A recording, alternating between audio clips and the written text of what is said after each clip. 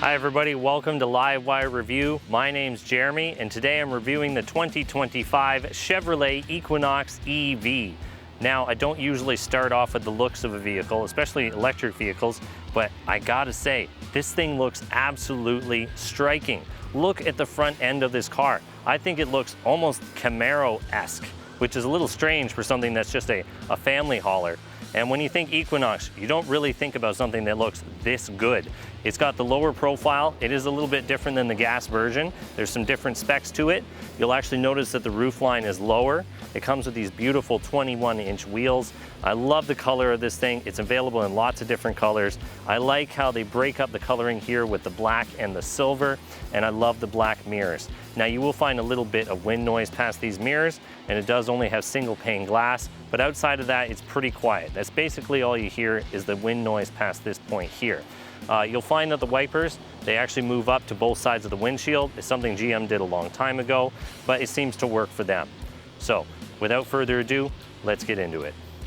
So before we get into the mechanical bits under here, I just wanted to point out the suspension. It's actually a fairly simple design. This one only uses a single ball joint on the bottom with a pressed steel control arm, and we're using a McPherson strut setup, which is fairly normal, especially on a car of this class. Now you're going to find a 2-piston floating caliper here, so it's fairly basic design. It's going to be really cheap to maintain. This is pretty normal GM stuff. Now these are pretty large rims on this one. It comes with 21-inch wheels. I would like to see a smaller profile wheel available. It would give you a little bit more range, but they've done a pretty good job with this vehicle when it comes to range. So let's take a look at the underside now. So I'm here under the front end of the Equinox EV, and up here you're going to find a permanent magnet motor with 213 horsepower and 236 pound-feet of torque. Now you can opt for an all-wheel drive model, and when you combine the two motors together, you get 288 horsepower and 333 pound-feet of torque. So what I find interesting up here is being a permanent magnet motor. Now that's a good thing. A lot of manufacturers choose that for efficiency, especially when it's the main driving motor. So one thing I'm going to note is that this vehicle has been designed as a front-wheel drive from the get-go, and it's designed on GM's Ultium platform, which is actually very cool. It comes with an 85 kilowatt-hour battery under here, so that's 85 kilowatts usable from the pack, and they've actually capped off the top voltage of the battery to make sure that it lasts for a very long time. Now what I'm seeing under here is this one is actually an oil-cooled setup, which is a very good way to do it. It means that there's no danger of coolant leaking anywhere inside the electric motor and causing damage. It's also really good for cooling, and this one has a heat pump in it. So there is a coolant to oil exchanger under here, which I like to see. It means that we can extract some of the heat from the drivetrain on this vehicle. So let's take a look at the back end of the vehicle now. Now we're at the back end of the Equinox EV. Now this being a front-wheel drive motor, I don't have any electric motor to show you in the back. But here in Canada, for $3,500 extra, you can opt for the electronic all-wheel drive. Now that offers an induction motor in the back of this vehicle. And that's important to me because I actually really like to see induction motors in cars, especially when it's the second motor, because an induction motor can be turned on and off in milliseconds. So it makes it really simple to add all-wheel drive to an electric vehicle. It's very similar to how the Tesla is actually a rear drive with a permanent magnet motor in the back and an induction motor up front. That way there's no clutches or disconnect devices that are required. There's no RPM matching that has to be done. It's actually a really simple way to do it. The induction motor can be turned on and off instant, and it creates less drag in the long run. Now if the induction motor was used as your main motor for propulsion, then it would be slightly less efficient. So that's why they usually use the induction motor as the backup or the all-wheel drive. So what that tells me is that this is primarily a front-wheel drive vehicle. The front tires do most of the work, and the back electric motor will only turn on when it's required, when you need that extra acceleration and things like that. So I'm a real big fan of that technology. I really like the simplicity of it, and I think that was a good way to go. Other things you're going to see back here is it is fully independent suspension with coil springs. You got single piston calipers with the electronic parking brake on them. And what you're going to see up here is that large 85 kilowatt-hour battery. What is really unique with the Ultium system on the GM platform is this is actually a structural component of the vehicle. I think that's really cool. Now, it didn't help them in the weight department. This vehicle is actually quite heavy. I'll put a curb weight up on the screen. but I really do like to see structural packs. I think we're moving forward really well with this technology, and this is a good example of it. Speaking of that suspension, I've been driving this vehicle for a week, and I have to say, it is one of the best suspensions in an electric vehicle I've come across, especially like for a crossover type vehicle. It handles the bumps really well. This is the front wheel drive model. I usually have problems with a lot of lift in the front end of a front wheel drive electric vehicle. This one doesn't seem to have that problem. It will spin the tires when it's raining out. I've experienced that already, but in the dry, you don't get the drama. It has really good throttle control taking off, and I just really like how it rides. Unlike, let's say the Genesis GV70, that one tended to hobby horse when I was stopping. This one's really well sorted. I think if you drive this car, you're gonna really enjoy it. So let's move on to the next segment. So now we're under the hood of the Equinox EV, and there's a lot of things under here that I really like to see. The most important one being, this one has a heat pump. This one has an A-class heat pump. One of the best things they could have put in this vehicle, especially here in Canada where it gets quite cold in the winter. You can see here the coolant to Freon exchangers. That means that this is going to draw heat from the inverter, from the charger, from the motor, from the battery. Any little thing that produces heat, this has the right kind of heat pump in order to take advantage of that. It's kind of like the ioniq 5, ioniq 6, and the EV6, things like that. It works really well. You can actually see the condenser and the evaporator up there in the dashboard. It's a far cry from what was in the Chevy Bolt and the E-Transit. That one actually used a PTC heater under the hood that heated up coolant that went to a heater core. One of the laziest pieces of engineering I saw, but I guess they were just trying to put it together quickly. It was their first one on the market. They've learned a lot since then. So I'm really happy to see this technology under the hood.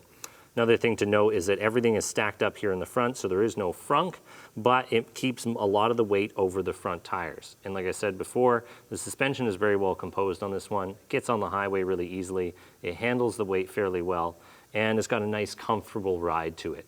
Now, most of the weight is still behind the front axle, but it still works very well. I'm actually really impressed with how this thing rides. I'm here at the back end of the Chevrolet Equinox EV, and we're going to talk about the storage space back here, because this is why you buy a crossover. You buy it for the hatch, so you can fit lots of stuff in here. Now, it does have a bit of a rake here, but it still has 747 liters of cargo space. And what's actually really interesting here is this one is a flat loading floor. But if that's not enough space for you, you can always take this guy out. You slide it down here into a lower slot, and it actually lowers down the floor a little bit, just in case your stuff isn't fitting. It looks very similar to how the Hyundai Kona did it. It has that same ramp up at the end there. But it is really handy. And not only that, underneath this, there's actually a small cubby. Kind of like what's in the Tesla, a little bit smaller than that, but it's nice to see that extra storage space. You can throw some extra camping gear or whatever you need to in there. And now, with the seats down, you'll find 1,614 liters of space with the seats folded down. Now, like I said, it flips up there when you have it in the lower position, so it actually lines up with the seats, so that way you can slide things in there still. So let's put this back. We're gonna put this back in the upper position where it is a flat loading floor again. One other thing that I'm impressed with the back of this vehicle, especially for loading cargo, both those seats are set up for fairly tall passengers, and I did not have to move them forward to flip the seats down. So it just shows how much room is in here, and it's actually quite a bit nicer because you're still comfortable even when you go to IKEA and you have to pick up those flat pack boxes. Well, I'm in the back seat of the Equinox EV now, and I do have some good news. As you can see, I'm 6'1" tall, and there is lots of headroom. There's still an inch over my head. Despite this low roof line and that really sporty look to it, there's lots of room for me. You'll actually see that my seat is set up in my driving position here, and there's several inches of legroom. It's got a very, very flat floor, including down in the middle, because it is a full EV and it was designed that way from the beginning. The only other things you're gonna find back here is a couple of vents, which is really nice. Nice, simple engineering. That's what I like to see. And there are no special sunshades like I see in other vehicles. You get 2 USB-C charger ports, and that's about it. Now, I'm not finding any reclining functions on this seat. We'll just try this out for a second here. Nope, that's just the fold down section of the seat. So there is no reclining seats in the back, but it is good news that I fit in here quite well. Now, when it comes to car seats, you're only gonna fit 2 full-size car seats in here. You would have to get some specialized ones to be able to fit 3 across, because this middle section is actually quite small. But you do get this flip down cup holder, so that's a nice touch right there. Okay, we're in the 2024 Chevrolet Equinox EV. I apologize, at the start of this video I did say 2025, but this is the 2024 model. I've had this vehicle for a week, and I gotta say I'm really impressed with it. Some of the things that I really noticed right up front, especially since I've driven the Nissan Ariya, the ioniq 5, GV70, lots and lots of different cars, Mustang Mach-E, all sorts of different crossovers in this this segment. I have to say the suspension in this vehicle is incredibly well sorted. It soaks up the bumps really well, and for a fairly heavy vehicle, you feel the weight, but it just handles it really well. And the fact that they made this a front-wheel drive bias vehicle, it's just really well sorted. For some reason, even though it's front-wheel drive, this one doesn't have the drama that the Ariya did, or like the throttle that's held back. And it doesn't have the excitement of the Kona, where it ends up spinning the tires every time you hit the throttle down really hard and lifts up the front end. No, this one stays really planted. The only time it really has trouble being the front wheel drive is when it's like heavy raining out. You can actually make the front tires spin. Now that does take quite a bit, especially since they're 21-inch wheels. This is a pretty big car, and you can feel it when you're trying to park it in small spaces, but it's something that families are really looking for. You don't want a minivan, you don't want that full-size SUV, you want that 5-passenger crossover that can take your gear. This is definitely the one to look at. It's got striking good looks. It's got a really big screen, if that even matters to you, and it's just really well sorted. To start off with some of the features in here, we're in the RS model, so we are definitely not in a fully loaded Equinox EV, especially being the front-wheel drive variant of it. It does not have automatic wipers, but it does have an auto-dimming rear-view mirror. It does come with Sirius XM. It does not come with a premium audio system. There are actually fairly basic speakers in here. You'll find the controls for the audio are actually behind the steering wheel. Now, not being as familiar with GM as I am with other products, that was a nice touch, you know what? And I found it pretty quickly. To start this vehicle, you don't hit a button or anything. You just get in and you press the brake. So it is very similar to my Tesla in that way, and I did appreciate that. In fact, you don't even have to unlock the vehicle to get into it. But when you go to pull the handle, because the handles do auto-present themselves when you walk up to the car, you have to pull it twice for some reason. The first time it's not unlocked, the second time it is. I guess it just has to read the key before you can get in the car. Some other things you're going to find in here is automatic climate control. It does have auto defog as well. It didn't catch up this morning. I did have to hit the defog button, so it didn't automatically defog as well as I thought it should. But with that heat pump system, it still works really, really well. In fact, you can actually see on the display how much your climate control is using when you're stopped at a light, because there is a meter on here that shows how many kilowatts you're using at any one point. And if you're stopped, it said it was using about 2 kilowatts when I had the air conditioning on maximum. So one thing I was really impressed with when it came to this car, especially with the navigation, it comes with Google Maps built in. But I found out just before shooting this video that it doesn't come permanently with the car. You actually have to pay for Google Maps after 3 years of owning the car. Now, that is significant because this system is really good. Just like a Tesla, this Google Maps version, this was also in the Volvo that I reviewed earlier. It came with the same Google Maps system. So what I really like about this one is when you enter a destination, it shows you the battery percentage you're going to have when you get to your destination. And that's really important for any electric vehicle to have. I would like to see that in every electric vehicle, some sort of software that can predict how much range you're going to have at your destination. It really makes it so much easier to just get into your car and drive it, rather than having to think about it and think, hey, do I have to charge? How much do I think I'm going to have when I get there? It's just a really handy feature. So it is disappointing that you have to pay for it, but honestly, I think it might be worth it. And I will note that charging stations that are built into this GPS system, they're a lot more accurate than they used to be. Getting out of some of the Hyundai products with the older nav systems, the charging system search function was actually kind of cumbersome. Here with the Google Maps system, I noticed our new 100 kilowatt flow station over at the Nissan store showed up on the map right away, which means that it's well integrated with Flow and ChargePoint and other major networks. So that means when a new charging station is installed, it should show up on your map, especially since it is connected to the network through a 5G connection. One of the simpler features I'm going to bring up is the fact that this actually has a rear wiper. Now, it's a very simple thing, but being a hatchback, you do need that rear wiper. The ioniq 5 and the EV6, for example, they don't come with a rear wiper, and it really does suffer in the winter, especially here in Canada. It does not keep the back window clear, even though they design the aerodynamics around it. Now, I do like that they've somewhat copied their styling. It has that same sleek profile look to it. It's got the short roof, but there's still lots of headroom in here. There's tons of room for the driver in here.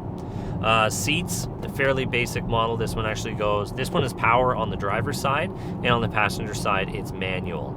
It's not the most comfortable seat, but I do appreciate that the headrests are not as far forward as they were in some of the Genesis products. That felt like it was sticking my head forward like crazy.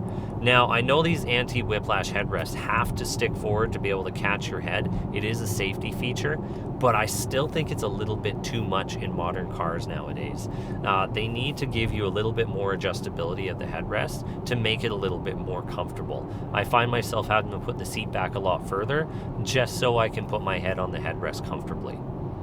Now, this model does come with radar guided cruise control, and it also comes with something called GM Super Cruise built in, which I've had a chance to use. Now, Super Cruise only works on marked highways and 2-lane roads where there actually is road information available.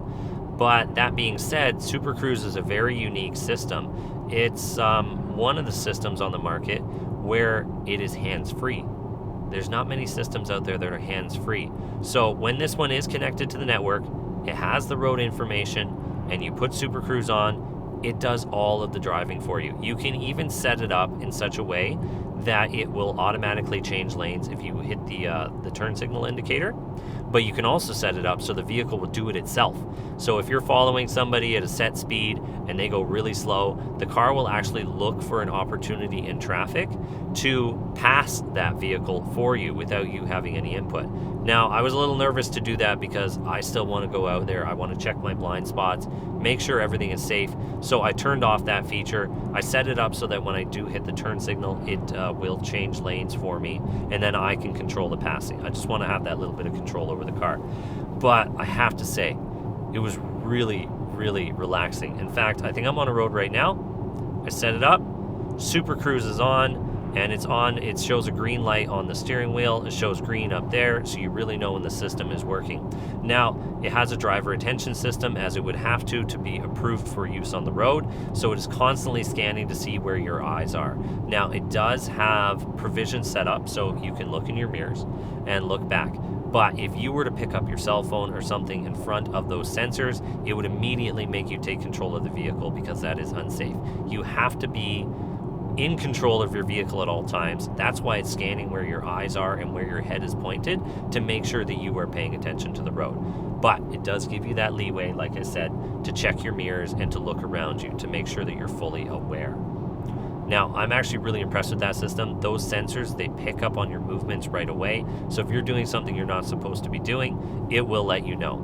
Now, there are some drawbacks to this. Despite the fact that it works on marked highways, if there is a construction zone and the road moves over slightly, it's going to lose road information right in the middle of it, and it's going to make you take control. In fact, it's just lost road information for the curve that I'm on right now, so it vibrates the seat to let you know that you have to take control of the vehicle again.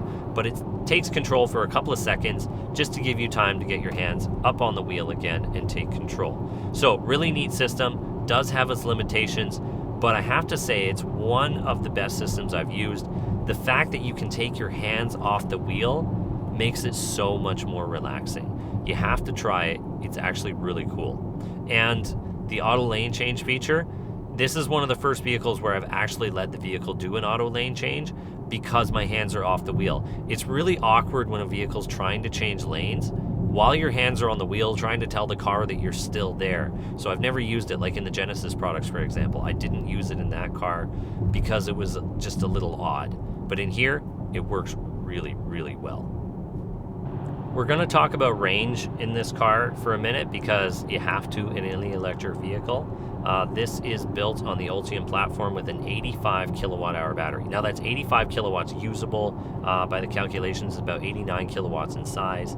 What I like is when you charge this to 100%, it is not actually at 100%. So a lithium ion battery is like anywhere from 2.8 to 4.2 volts.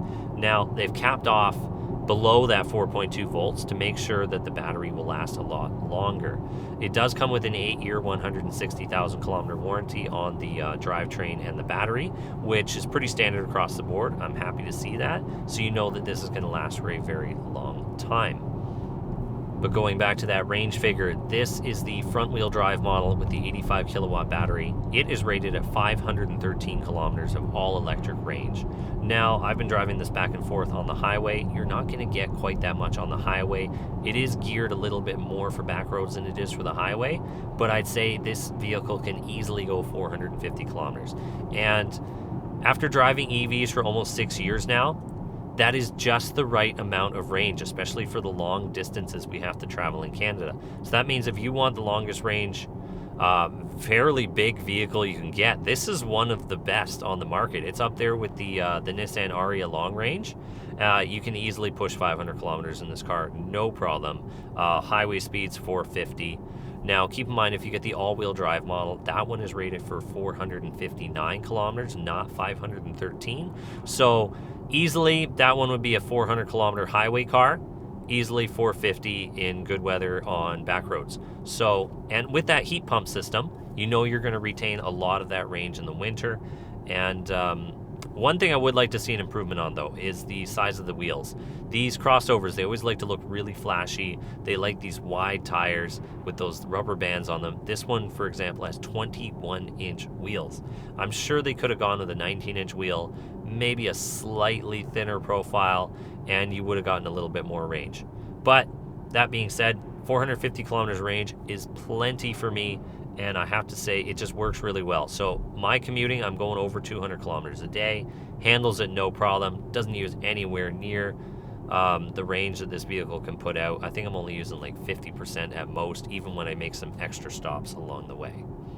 Now, I won't say that this vehicle is efficient, though. When you're cruising along, it shows you how many kilowatts you're using, and it's anywhere from 20 to 40 kilowatts per 100 at the time, you know, when you're just driving along. So it's by no means efficient. It's not light. I think this is pushing around 5,000 pounds. I'll put the proper curb weight on the screen now just so you can see. So one of the things I like is the fact that there are two screens in here. You can see them very easily. I don't think you really need a heads-up display in this. In fact, this one just has a red light up front for when there's emergency braking happening, because it does come with a lot of safety features. It's got radars in the back. It's got cross-traffic alert. It's got radar-guided cruise control. It's got collision mitigation and all things like that, just like most cars do nowadays. And those systems seem to work very well in this one. They got very bright indicators in the mirrors for when the car is next to you. It certainly will not change lanes if there's a car there. The sensors seem to work very well. And it has incredibly clear cameras. This one here, you can actually go into a menu and open up camera, and it shows you a 360 view around the car. Now, I understand this is a standard feature in the Equinox EV, and it's just incredibly clear. They have high quality cameras in here. Now, the display here is full color. There's no gauges or whatever like that. It's a completely customizable screen. You got a couple different options here, and you can go in the menu. You can actually change a couple of the things that show up on the side. What I like is if you need to run the radio over here on the big screen, you can switch this screen here to show your map so that you're not taking away from the experience. Now, it doesn't show you that battery percentage that you're going to have at your destination. That can only show up on the big screen over here, but it's very clear, it's full color, and it's very easy to see. So your passengers and everything can play with this, or you can change your radio station, and you can still see where you're going. One thing I didn't like, though, is because I like to keep track of my efficiency. I'm sure not everybody does. It only displays it in one way. I've been searching through the menus and I can't find it. This is showing 5 kilometers per kilowatt hour. Now, I'm sure a lot of people understand that figure, but I do kilowatt hours per 100. It would be nice if I would be able to customize that. Very small gripe for a very well put together vehicle. Now, if I can bring up styling again, the inside of this vehicle is just as beautiful as the outside. It actually does have one extra feature here on the side, over there on the dashboard, and of course on the passenger door. You can choose the color of ambient lighting at night, and I'll show up a picture here what it looks like at night. It's just really nice. It only shows up in the front. Ironically, there's a couple of things in here that are very much like the Volvo that I reviewed recently, but the Volvo didn't feel this nice. You'd figure the Volvo would be a much more luxurious vehicle, but it actually costs around $20,000 more than this Equinox EV that I'm in. And I have to say, this is a nicer place to be. It has the same Google Maps. It has the same percentage on arrival that shows up. It has the same ambient lighting, except for you get to choose the color in this one. So there's a lot of similarities, which is kind of funny. But the screens in here are so much better. The steering wheel looks better, feels better. The materials, I think, are nicer. The seats are nicer. It's weird to say that a fairly base model GM feels, looks, and is much more striking than the Volvo product. That was an EV that I drove. But it really is. I'm just genuinely impressed with all this. Now, I know the switchgear is not going to be as durable, and, you know, it's a little bit flimsier in the stocks and things like that, but it's just a nicer car. It really, truly is. You have to drive them back to back, and you'll probably agree that this is the nicer one to drive. The Volvo is by far a lot faster, but this one is the nicer place to be, and I believe it even goes further on a charge. So a couple other neat things that are in here. This one comes with Amazon Alexa built in. There's actually the Google Play Store is on here, so you can add some apps to the vehicle later. So it is a little bit more future-proof. It doesn't have the best processor or storage or anything like that. There's only 32 gigs of storage in here, but that's okay. What I like is the fact that this is very fast. There's no lag switching between the screens. It just works really well. The colors are vibrant, easy to see. It is very detailed, and this screen is massive, and I like how it's just built into this center stack here, and the volume knob is built in here. Now, a lot of people won't like this, but the lights and controls are built into the screen, but there are still physical buttons for other things. I found that the headlights seem to work very well. I really don't need a physical button for them. It's always here in the side just under the volume knob, so you can easily find it when you need it. Okay, so I'm going to finish off this drive section of the video here while I'm on the highway. I'm on the 400 series highway here in Canada, and this is one of the marked highways where Super Cruise works. So as you can see, I'm driving along without my hands on the wheel. I'm able to look around at the mirrors, and this is one of the most impressive parts of the car. Now, this is only a trial. When you first get the car, Super Cruise will work, but you will have to pay for a subscription afterwards. And I gotta say, it's pretty compelling, because doing this commute every day down the highway, this works. This is very relaxing. I see the cars around me. The Equinox is keeping my distance between me and the car in front. It's steering very well. It's not jerky. It doesn't bob between the lanes like crazy. So for an autonomous system, this works really well. So I'm just gonna, before we go to the end of this video, I'll just do some quick wrap up on the inside here. It's got beautiful materials. I like the red, I like the accents, I like the ambient lighting. There's tons of room for me, there's tons of room for the passenger, and as you saw from the back seat test, even with the seat in my position for 6'1", there's lots of legroom in the back. So it's a really big vehicle. It's great for families. It's great for hauling things. It's not a sports car by any means. It's actually not very quick, but it's so smooth in its acceleration that you won't care. You're going to get into it. It has enough power to get up on the highway fairly quick enough to pass other cars. I think the 0 to 60 time is about 6.5 seconds. Now, I will post it on the screen because that could be for the all-wheel drive version. So 6.5 seconds, and I'm in the front-wheel drive version today, which we've already discussed horsepower and torque, and we've discussed some of the features in here. Comes with OnStar, of course. So there are a few different things you're going to have to pay for after the fact. Your Google Maps, you're going to have to pay for the Super Cruise, and eventually you're going to have to pay for the OnStar support if you want that to continue. Last thing I'm going to point out It does have acoustic glass for the windshield. It's got double pane glass up there. There's absolutely no noise here at the front windshield. But here at the A-pillar, they have this extra little window, and the windows in this car are single pane. They are not like the Ioniq 5 and the current Tesla products where they have double pane windows with acoustic glass. This is actually quite noisy here. The only thing you can hear when you're driving down the highway is the wind noise by the mirrors. It's not that bad, so it's not really a big gripe. It's just something I wanted to point out before we end. And so we're gonna head back now, and I'm gonna wrap up my thoughts, and yeah, stay tuned. Okay guys, we're coming to the end of this one. So I just wanna wrap up my thoughts on the Chevrolet Equinox EV. There is so much I like about this vehicle, and I really think they hit the nail on the head with this one. You're looking at a vehicle that you can spec out fairly well in the $50,000 to $60,000 Canadian range. Check your options, about $3,500 for all-wheel drive. You can get it fairly well equipped for about 56,000 Canadian, and I think it even starts right around 48K. So they've definitely hit the nail on the head when it comes to the price. It's definitely the right size for a family. The trunk is very spacious. I love the fact that I can fit in the back seat, and I really like the fact that it has this rear wiper. Somebody else could definitely learn a lesson from this. I like the styling of it. The styling of this vehicle is just beautiful from every angle. I love how they squash the roof. I love the two-tone. I love how the back end looks. I love how the front end looks. And you get into it and it's just comfortable. There's something really nice about this vehicle. It is not quick.